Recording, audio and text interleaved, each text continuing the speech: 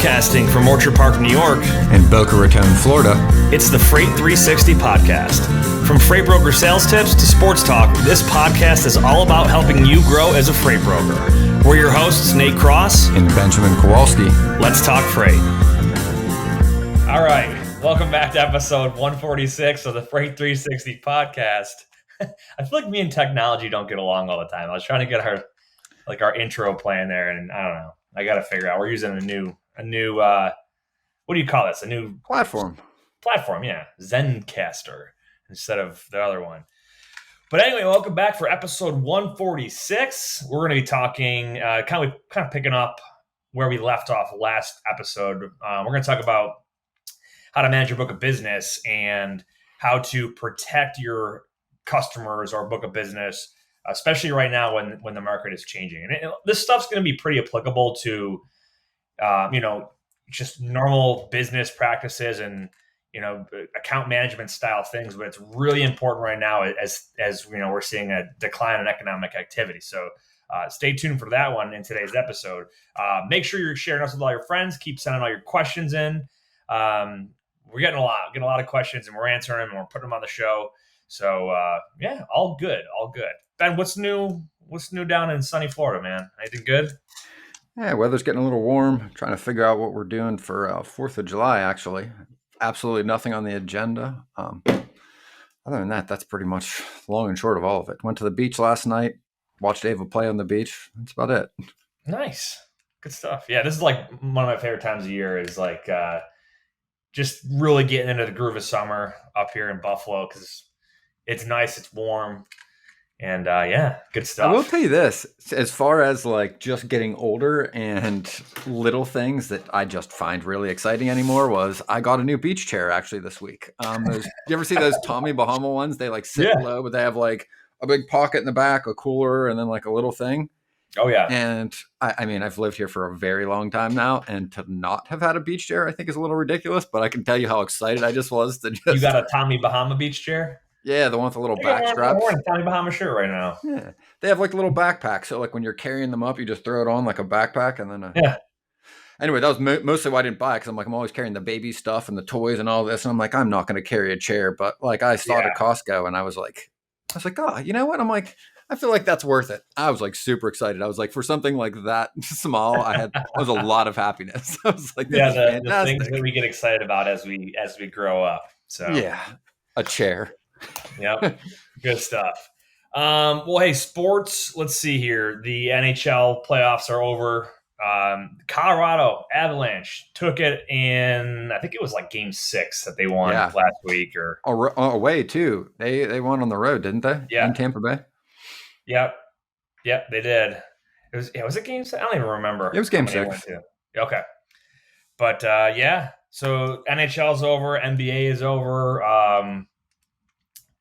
What else? I want to talk about this live golf thing with you. First U.S. event, I think, is this weekend. And I think they just announced also that the President's Club, they're going to, no one's going to, if you're in live, you're ineligible. I think I saw the article. I didn't get a chance to read it. It came across my headlines this morning. So can somebody play in this live tour and still do any of the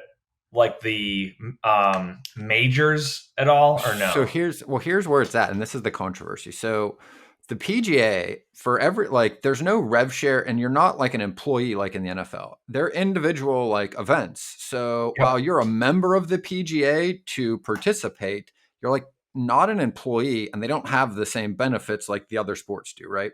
So technically, like you decide, hey, I'm either going to play or not play in an event. So as like kind of the way I had understood it is they're like 1099. So like they can kind of work wherever they want. So technically if they want to play in another tour, like, sometimes a guy will play from the PGA in the Master or the Masters tournament, not the Masters, but the, I can't remember what it's called when they get older, the next tour, like 50 and older. Okay. So like they'll play in that event there, or they'll play down sometimes in a Corn Ferry tour occasionally. So when this first started, basically everyone's like, well, like, look, if we could play in whatever event we want, like they're going to pay us more than we've made in our entire career. We can play for like basically a season, and it changes our life. So like we should be able to play in other events if we want. And there was a lot of controversy. Do they need to resign from the PGA Tour to play and live, or can they just play and live and the PGA? And now independently, I know the majors are run individually, like with the PGA, but apart from the PGA, like they're standalone events. So the PGA Doesn't wasn't. the USGA run those? They Or am I- run the USGA, I think, runs the Open. The PGA is run by, I think, the PGA. Masters, obviously, by Augusta. And then Open, PGA, British Masters. Open? Yeah, and then the British Open by I don't know who runs the British. So anyway, what has happened recently was after they went and played in some of it, the PGA said, well, now you can't play. Or some of the players have said, like, well, we've opted out of the PGA temporarily.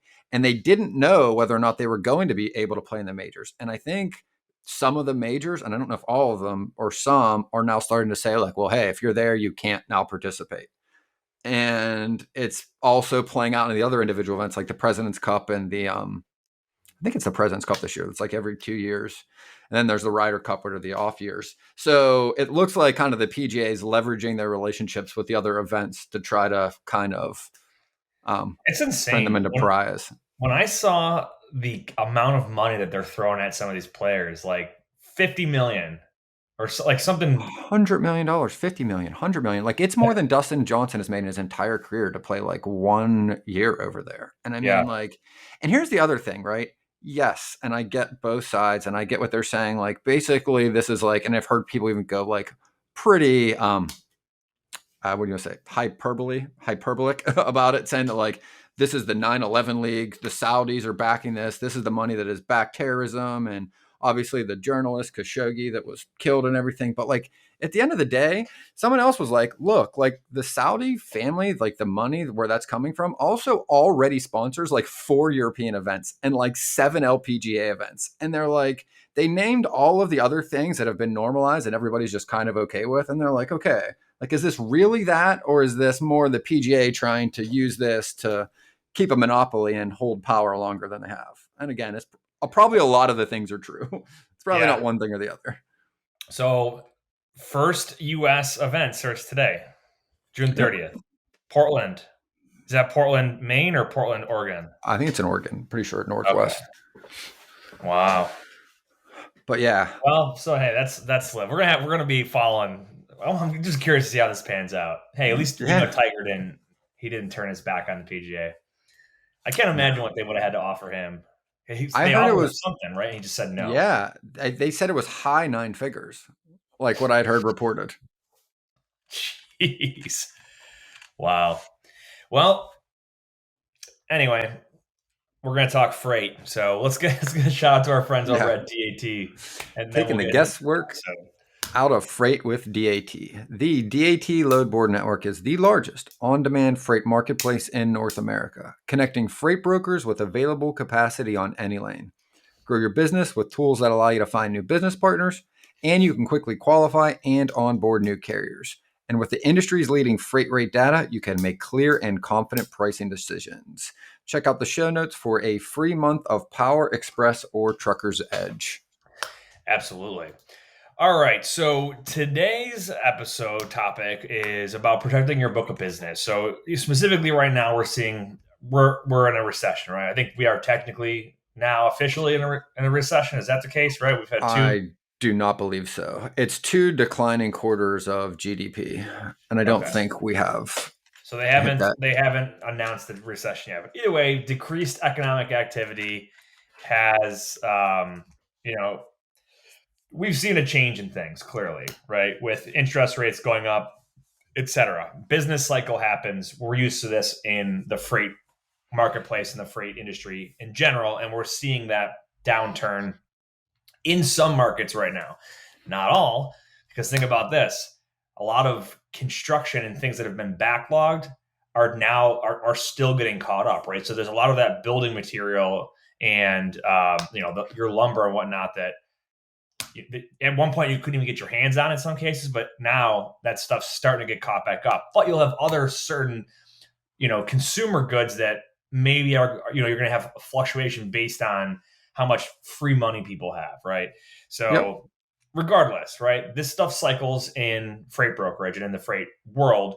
So we're on the downturn of it in general, right? Again, I don't want to say that every market's doing this, but that's generally where we're at. So what does that mean for you as a broker in general? You're likely going to have less business out of the average customer will have less business, right? Which means you're going to have more competition amongst other brokers potentially. And what else? What are your other obvious implications here? I think you see prices go down, which leads to a reduction in your margin typically. It It can. does. And the interesting thing is, though, as the market shifts, kind of both things also can happen simultaneously, right? Because it's usually started from the carrier side, not necessarily the shipper, contrary to I think everyone's belief is that like the rates are falling because other trucks are willing to run the loads for less money, or Yep. they're going and calling the shippers and saying, hey, I don't want to necessarily run as much in the spot market anymore because it's very volatile. I'm willing to take a contract rate from you for maybe a little less than spot, but a little, lower, but it works out over the long run, right? So, Yeah. and when they're doing that, like, and you're also seeing that happen, right? Like the flip between contract and spot, we're like 4 months into it, right? And right now, still the contract market is above the spot market because shippers are like, hey, if you're willing to come here and commit to our freight, we'll pay you a little more than the spot market to have reliability over a longer period. So as margins, right? If your pay is going down and your top rate's going down, you might be holding the same percentage, but they're a function of the larger number, right? So your dollars in the door usually go down, right? Yep. If you're charging $1,000 for a load, 25%, and now you're charging 500 for that load, 25% of 500 is less than 1,000. It's the exact opposite of what we Yeah, saw when stuff right. started booming over the last Mm-hmm. couple of years. Now you said the carriers are going to be the ones that are. It's not the shipper, the carrier that's going to be the reason for prices dropping. But I want to add in there because of less available freight to move. That is one thing that will Yes. cause a carrier to make that decision to haul it for a lesser rate. Um, and Well, but that's important, right? Because it's not yes, necessarily like one or the other, right? And I didn't want to imply that like truck drivers are like, hey, I'm just going to do this for less money all of a sudden, and it's like anyone's fault. But you're right, because when you're a truck and you're like relying on a spot load, and all of a sudden that broker doesn't have that load anymore, right? Now you're like, okay, well, I need something, and if I can't get what I used to do, I've got to get the next best thing. And if that next best thing is lower than what you were getting before, everyone participates because that's the way the yes, market moves up and down. It's yep, not like any one individual is doing any of it, but like you said, there's less of it. So when I go to get what I usually do and it's not there, I've got to take the next thing that's available, the next best yep. thing. The same thing with it's supply and demand is what it comes down to. It's the Mm-hmm. same thing with when rates go up, right? There's instead of less freight available, it was the less capacity readily available. So that's what's going to drive your Well, prices up. So how do you protect yourself? How do you protect your book of business in this situation? I'm going to tell you, and I said this last week. These kinds of cyclical situations, market cycles, they're a healthy way to weed out the bad, the underperforming companies, and that could be carriers, and it's definitely brokers as well, right? The brokers that yeah, you know now that it's higher competition, hey, whoever's going to take care of their customer better, right? Whoever's going to be a bigger value add to their customer has a better shot at succeeding, and really you could prosper in any kind of market, but they have a better shot than the folks that were just, hey, every single customer had an issue and it was easy to onboard them in the last couple of years. As long as you can find them a truck, you know, boom, you're the customer. It's not the case right now. So what, you've been through this a number of times. What are some of the things that you recommend to folks in this kind of a market? Or well, I think really, again, not just this market, but in general when things are changing. things are always changing, right? And it's like there's that old adage, right? Like if you live by the rate, you're going to die by the rate. You get the good with the bad. If you are constantly chasing short-term loads, spot loads, right? When those start to get picked up by other carriers and they're no longer a problem for the shipper. Why? Because again, what we were just talking about, carriers aren't getting some loads from brokers and they want more reliability in their future. Fuel is becoming unpredictable. They want to at least know they can pay their leases, pay their bills, and be able to, continue doing business. So they go to the shippers and they go, hey, I know I haven't been working with you for a few years, but we were working pre-pandemic, can we get some of these loads again? I knew I used to run this for you, yada, yada, yada. Where are you at? Can I bid on this? And they do. And the shipper starts moving direct with some of these carriers that, because in 2021 and the previous year and the pandemic, we had this unicorn of just this peaked market that stayed that way, right? So there was no cycling. And a lot of these companies didn't even operate pre-pandemic to even understand like what it was like before then. And Yeah. to your point, like it shifts things. So what matters, right? Well, if your customer, is evaluating other options, because every shipper is, right? In a changing market, what does everybody do? You look to see if your provider's in line with what you get in the open market, right? I will tell you the amount of RFPs and bid cycles that I've seen popping up now versus 12 months ago is crazy. Yep. So I And think it's you're for two absolutely right. reasons. We're evaluating. So two reasons, right? One, because carriers are willing to now start taking contract loads. They weren't, and for good reason. It was very profitable to not do it before. Now they're willing to do that. Well, the same thing's going to work for brokers, because brokers have to work, honestly, in line with what the carrier market is doing, right? So if the carriers are working bids, what do you think we need to do as brokers to serve these same shippers, right? Yeah. I mean, you got to do the exact same thing. And this is what we used to do before before the pandemic, right? So, Yes. and a lot of folks out there brokering, like you said, they've never experienced what it was like before. So, Mhm. um, Well, let's talk yeah, I more about think. that though. So like what are some things that people can do actionably to like start working from moving from the spot market to the contract market, right?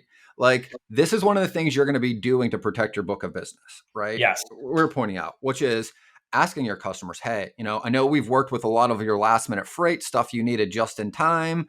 How's that going? And just having some of these conversations with your customers also, and this is another one that I find that not a lot of people do because we get stuck in what needs to be done. Having the conversations when you don't have a load to move and nothing's going on, and calling your customer and going, hey, do you have some time? I wanted to kind of chat through how everything's going, where things are headed, and what you think you guys can expect in the future, right? Yeah.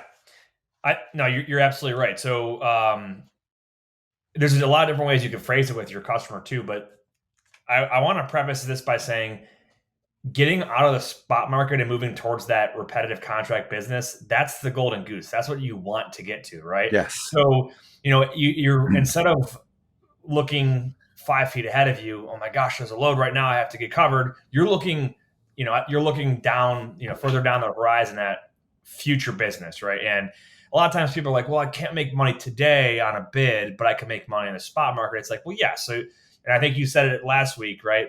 Those people that do the hard work now have it easy later, right? And those that do take it the easy way now Yeah. have it hard later. So Yep.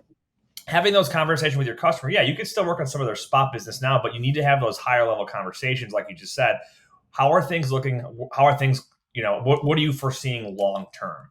And like we said, there's been a lot of turnover with staff at a lot of companies and manufacturers and shippers. So you may have a person there that's tendering freight that maybe doesn't have the total insight of the market like somebody might have 2 years ago. So being a value add and actually talking through them like, hey, have you guys noticed X, Y, and Z, fill in the blank and give them that feedback and, talk through, well, are you planning on doing any kind of, a monthly or quarterly mini bid or anything coming up down the road versus how we've been doing it the last X amount of years, and have those conversations. And, some customers, they're not going to change. They're just going to keep chugging along as they Mm-hmm. have been. Others, they'll be happy to go right back to that bid.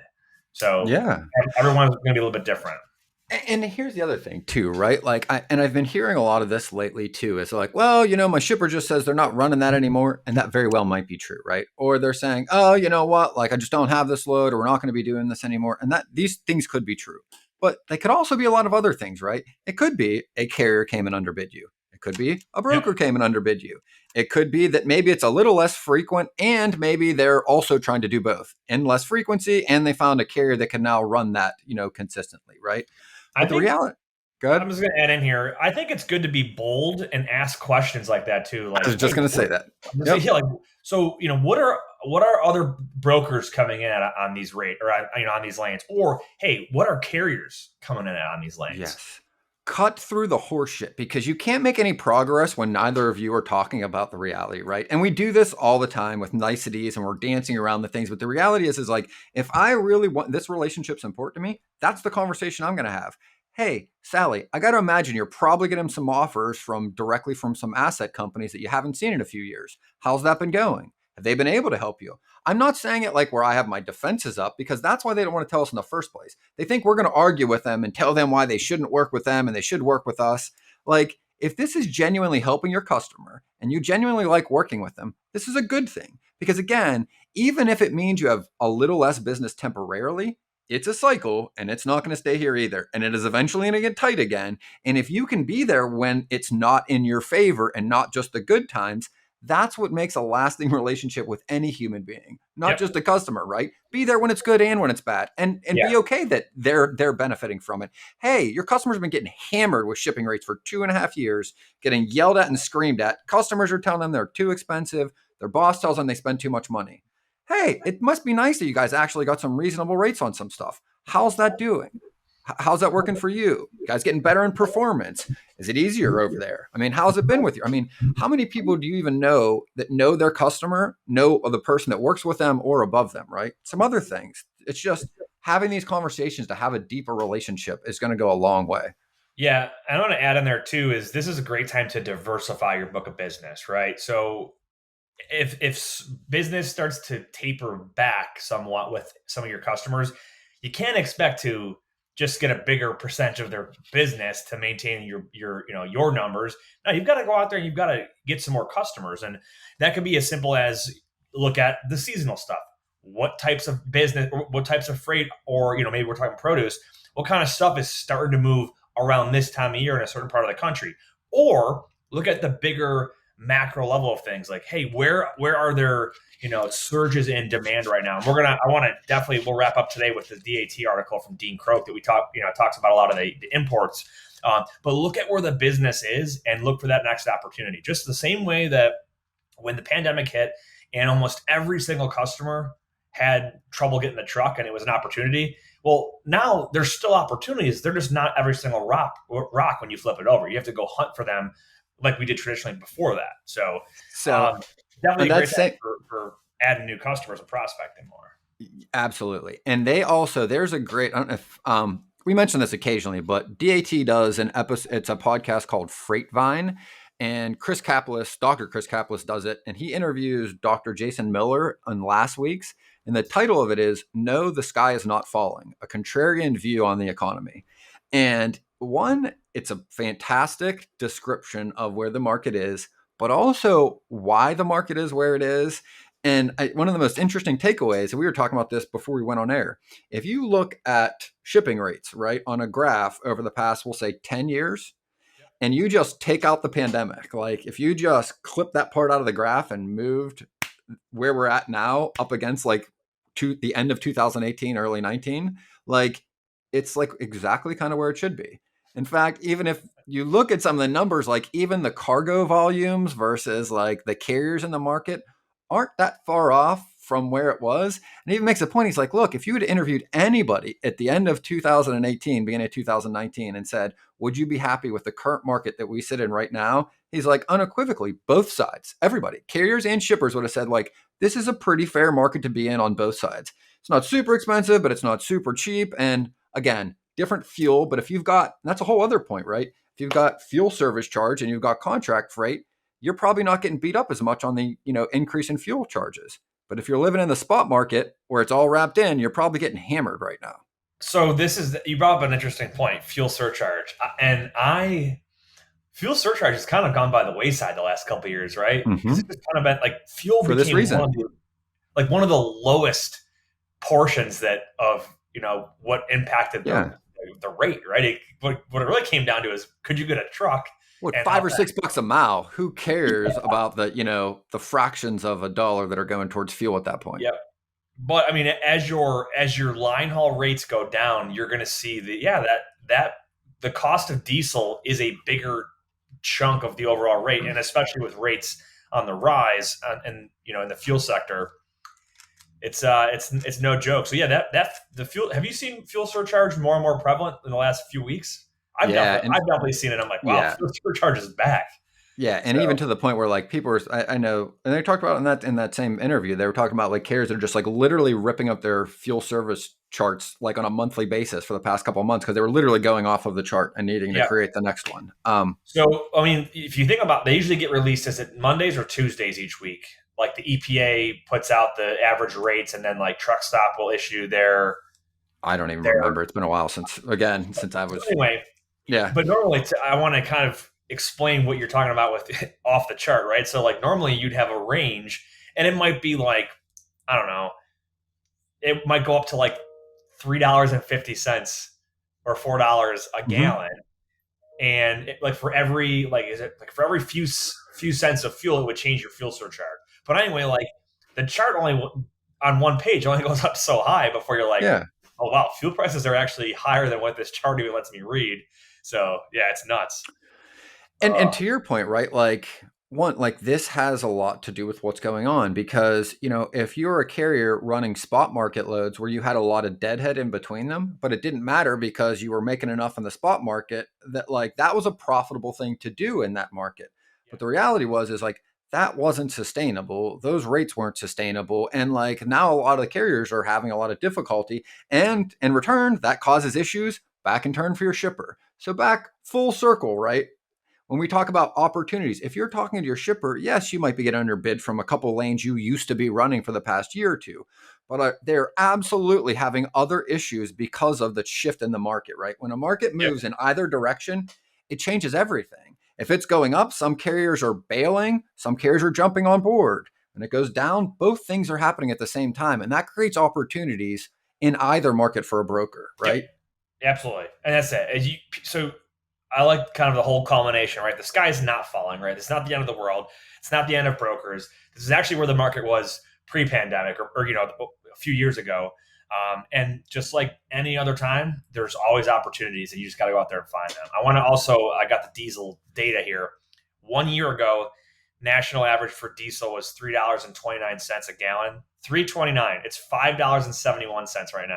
So in 12 months, I mean, you've Yeah. just under doubled it. And you got to think, like, to your point, the spot market stuff, these guys that would just drive, they chase the highest paying stuff, and they might deadhead 200 miles to the next one. 200 miles, if you're getting 5 miles to the gallon, I mean, times that by five, almost $6 a gallon. If Yeah. you're out in California, it's like $10 a gallon. So yeah, that stuff, it makes it less and less attractive. So go out there and turn some rocks over and But start hunting again. again, here's Hunt the thing, right? something, kill it, drag it home, and eat it. And go out and do it again. If you're working on bids, you can factor in the fuel surcharge, right? You can Yep. get that Yep. A variable lot of times the built customer in.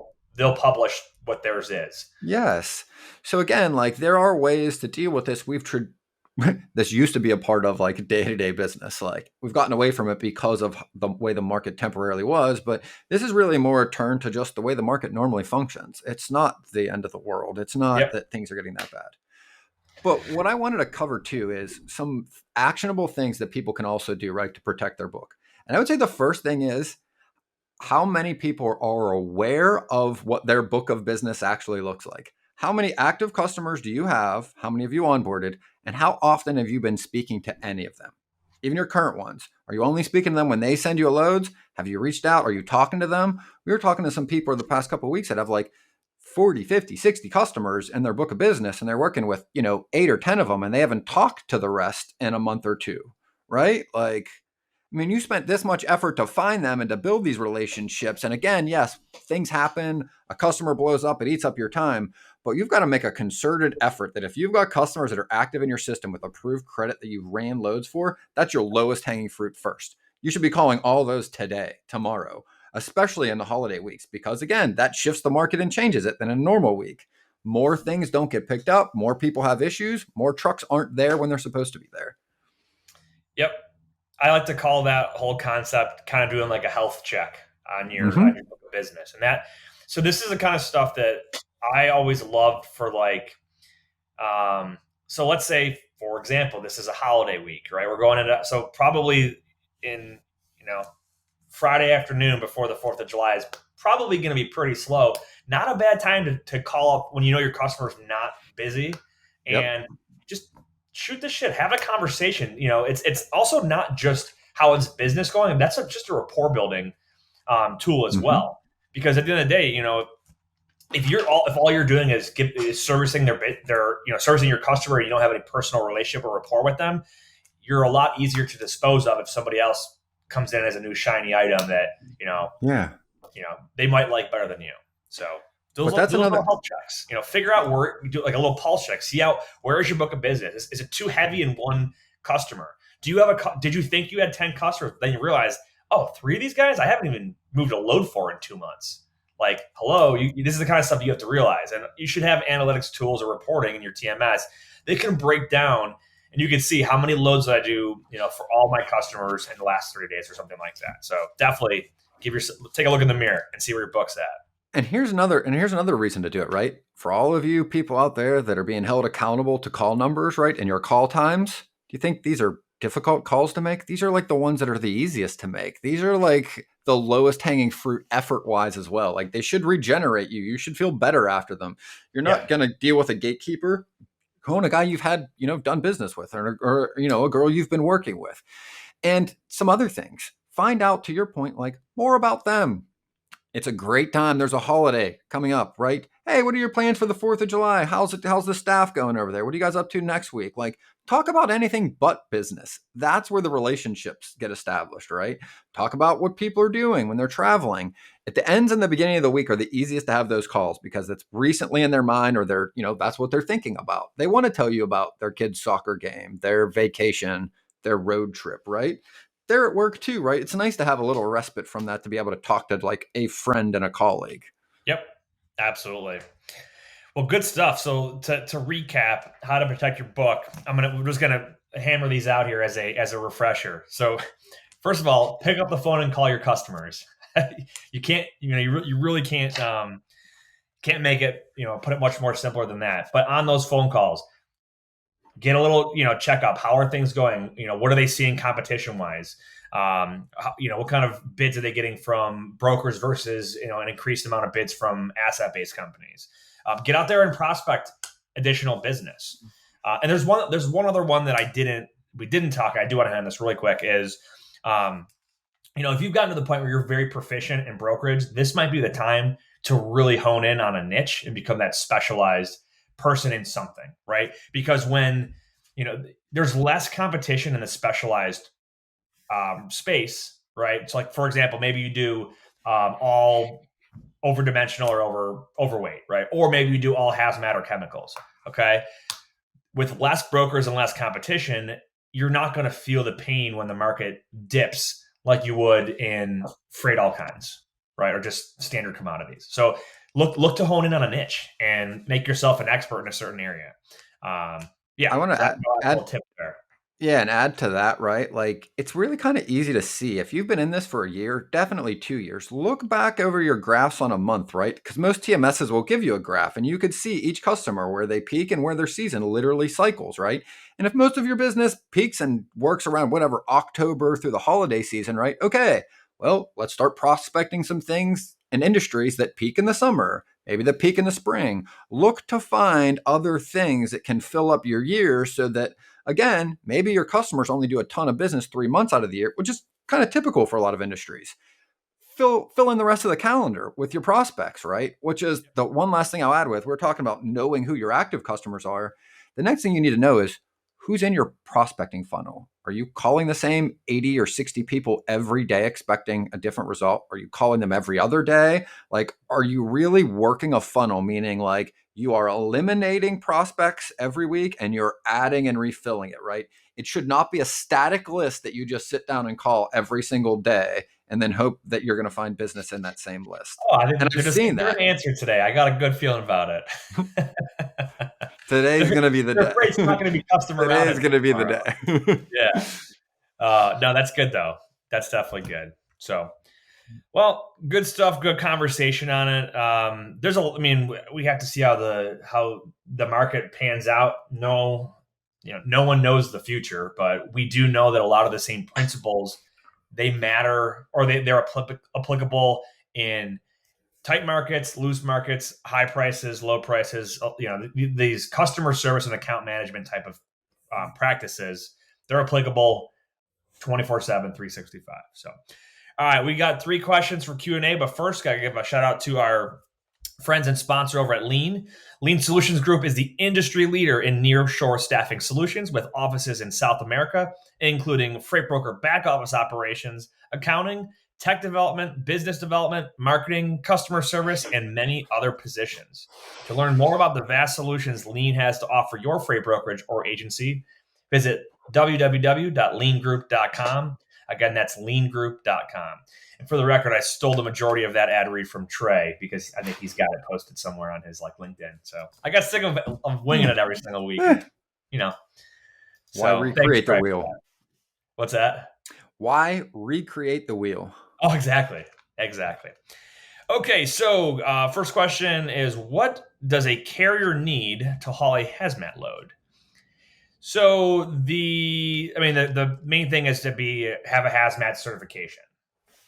And you be able to For see the that correct usually class. through TMS or through Yep. FMCSA. But you as a brokerage, there's not a set cert that you need. You're supposed to be in compliance. You're supposed to have some kind of company training on dangerous goods and hazmat. But your carriers who needs to have that, they need to have that hazmat certification. Placards on the side of the vehicle, if applicable, and usually the customer is going to have those placards. Like they might have like sticker placards, but if it's a big hazmat carrier, they probably have them already drilled onto the side of their truck, the ones that flip over like a book. But yeah, so they need to be certified. Their insurance has to cover it, and placards. You got anything else on hazmat? Yeah, pay attention to the class and Yes. the insurance. You want to make sure there are lots of hazmat carriers that cannot move all the different classes. Some of them have I think, and if I remember, you'll probably know, it's been a long time since I ran this, but isn't there there's cleanup requirements or like an insurance for cleanup on hazmat too, where there's like a clause that I thought there was something related to insurance that I remembered. I don't know. That's a good question. You're talking about the carriers, like their insurance policy? Yeah, for some reason would have to cover like cleanup expenses. Yeah, I thought there was like a line, but again, it's been years since I actually looked at the cert for a hazmat carrier. Anyway. Good question. Huh. I don't know. Not sure. We'll have to dig into it and revisit that one. So, but yeah, that's a big thing. So if you don't know what the hazardous classes are, there's 9. Well, there's actually 10 is miscellaneous, I think, right? But like classes 1 through 9. So like 1 is explosives, 8 is oxidizers. You can look it up if you just do like a little Google search on hazmat classes.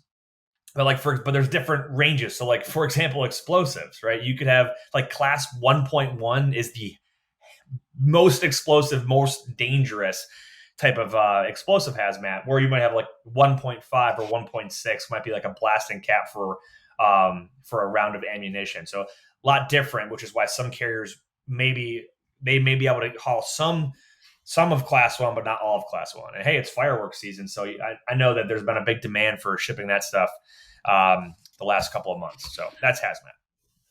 Next question. What are the pros and cons of working for a large versus a small brokerage? I feel like we've had this question before. It might have been worded differently.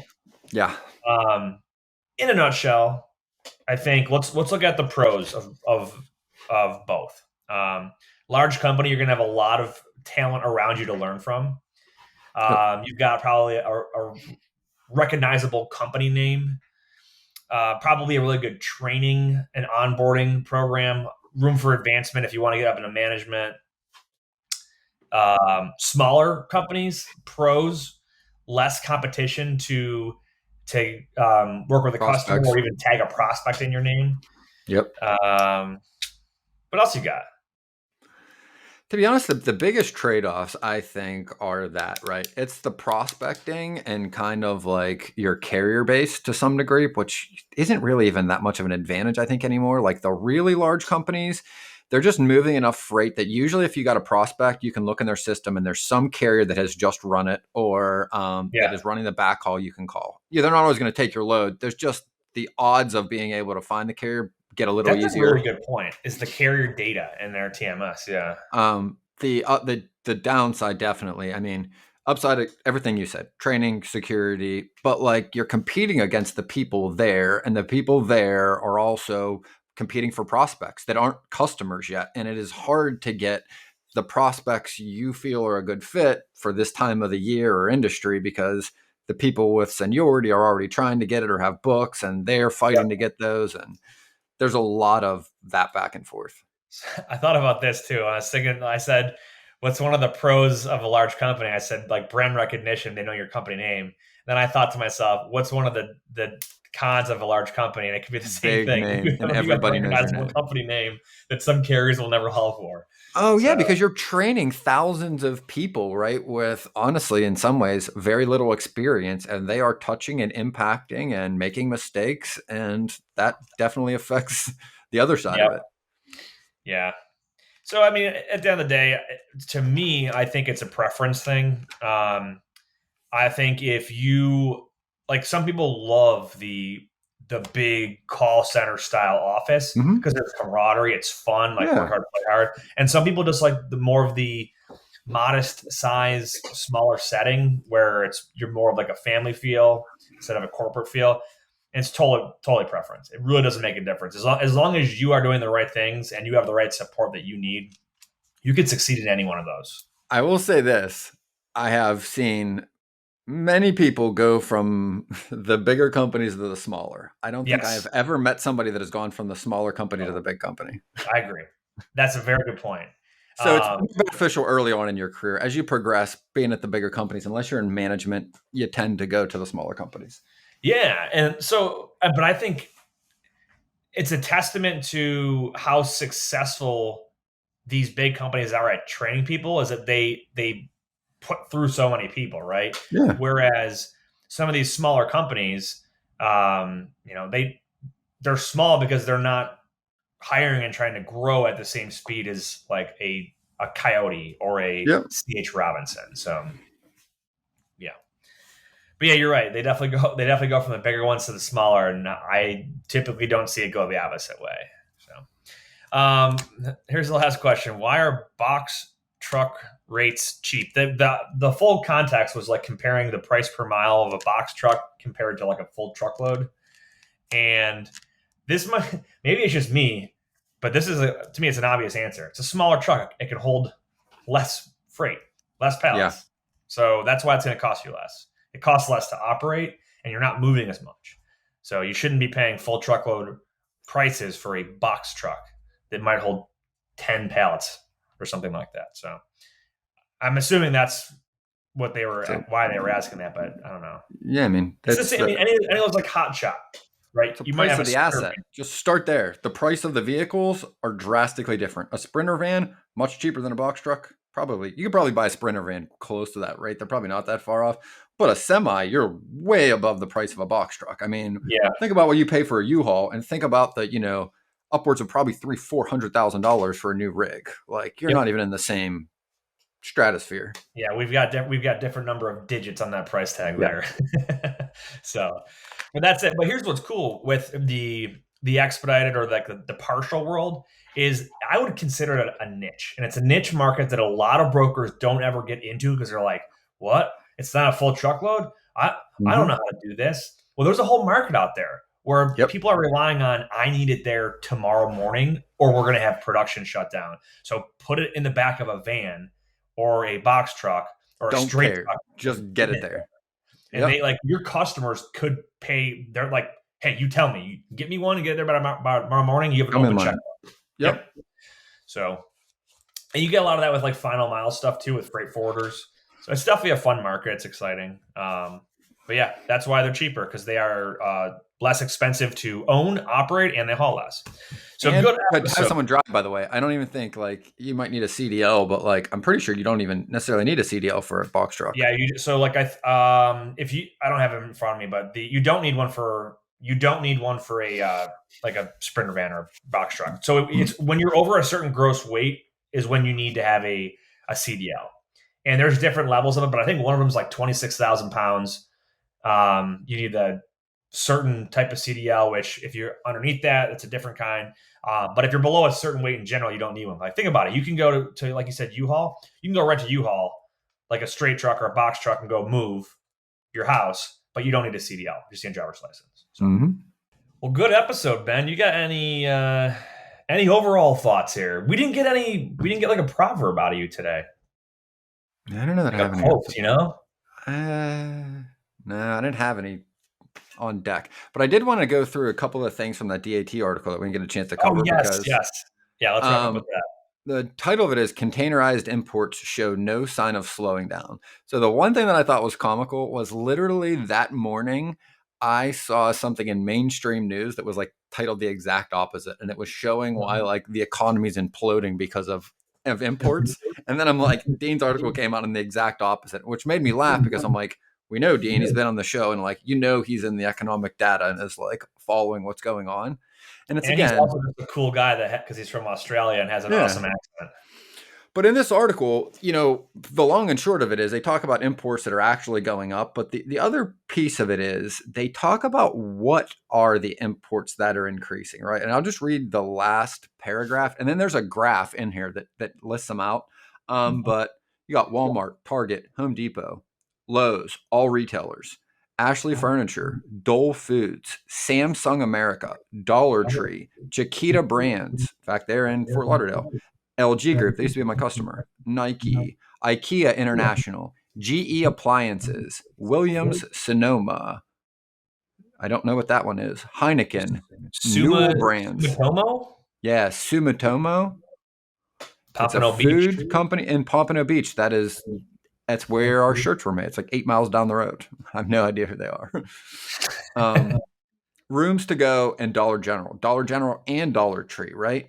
So again, right, like another thing that I heard, denominator in all of this.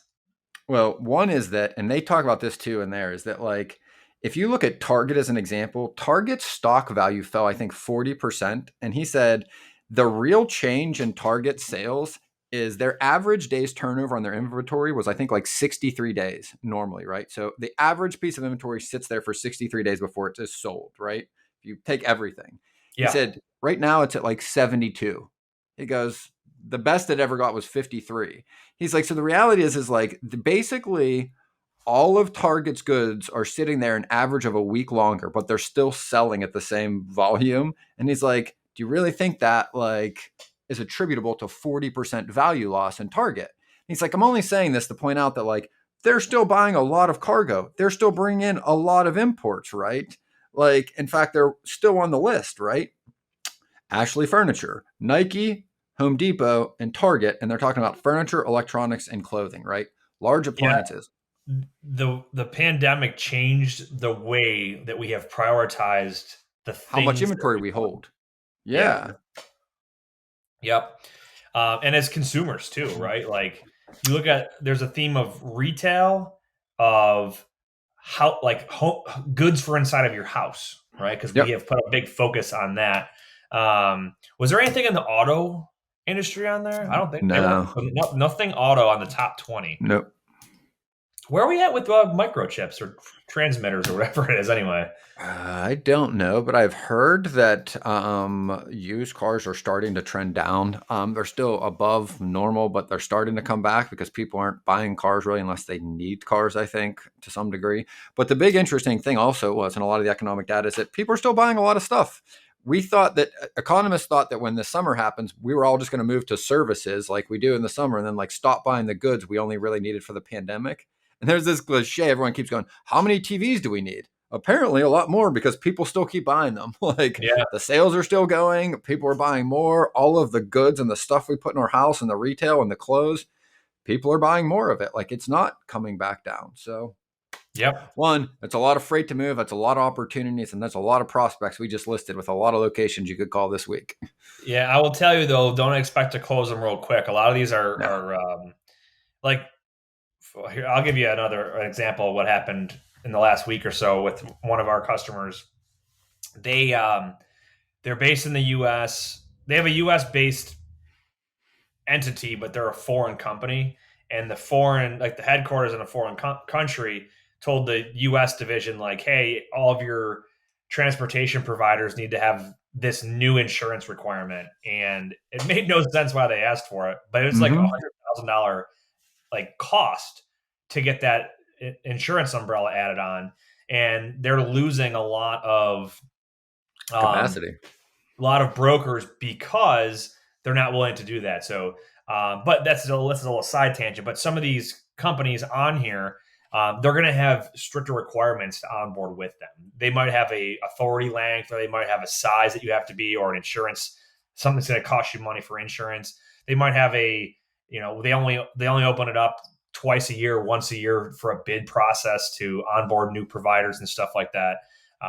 But yes, those are great types of companies to go after. And for every Ashley Furniture that's out there, like that, they were number 5 on the list. There's other smaller regional furniture outfits that you can get in with that are not going to be as difficult. The job, or what you got to do though, is you got to find them, right? And that's yeah. And this is a really good example, right? Like we've talked about this in other episodes. Like this is the rabbit hole you're going to go down to find the good prospects. You start with information. Like I'm not suggesting that these 20 companies we listed are going to be your customers. What we're saying is they're the biggest players. And by being the biggest players, it's the easiest to see when they make a move. And the move they're making is they're buying more stuff, which means, to your point, the companies in the same sector that are smaller, you're not going to see them in the news, but they're likely increased sales along with the big players, right? If they're buying that much stuff, the smaller and mid-sized companies are likely to, right? Those are the ones you find their NAICS code, you find their SIC code, then you find the other companies that are local or smaller. You do the Google searches into different zip codes and cities, and you really do work until you find and uncover them. And that's where the honey holes are, right? Like that's where you make the money. That's prospecting. That's it, man. That it is. Well, good stuff. Yeah, that's a good article. There's a link in the episode notes if you want to check it out for that that article from Dean Croak of DAT. He is the principal analyst or something like that. It's going to be under. You think his title? Yeah, it's principal analyst. Yep. Good and stuff. We'll throw a show note in there too for the Freight Vine episode, but it's the last week episode on June 16th. No, the sky is not falling, but it's absolutely worth a listen. I mean, I've listened to it 3 times. When you listen to economics, sometimes I have to slow it and rewind it to catch what they're saying. It's a lot of numbers, but it's a lot of really good takeaways. Fair enough.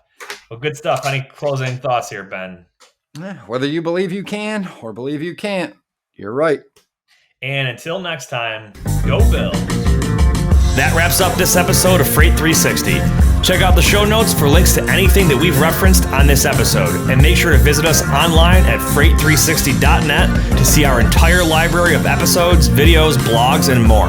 And make sure to check us out on Facebook and subscribe to our YouTube channel for daily and weekly tips and content. And if you'd like your question answered on the show, fill out the Contact Us form on our site, and we'll see you next week.